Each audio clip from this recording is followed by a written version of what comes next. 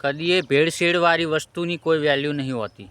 ચમ જો દહીંની વેલ્યુ તમે જોવા જાઓ તો 10 રૂપિયાની દહીં જે સામાન્ય મળે 100 ગ્રામ, બરાબર, એ જ દહીંમાં પાણીનું તમે મિક્સ કરો એટલે એ છાશ બની જાય, બરાબર, અને 4 ને 5 રૂપિયામાં 5 લીટર મળે, બરાબર.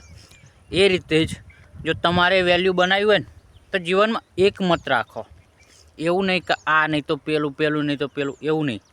જીવનમાં એક એટલે એક મતારો હંમેશા, બરાબર. જેને જિદ્દી કહેવાય કે આ એટલે આ જ તે, બરાબર. જીવનમાં રૂલ્સ પ્રમાણે એડો પોતાના રૂલ્સ બનાવો. કોઈને જીવનમાં લાવો ને તો પોતાના રૂલ્સ પ્રમાણે એને જીવનમાં રાખો.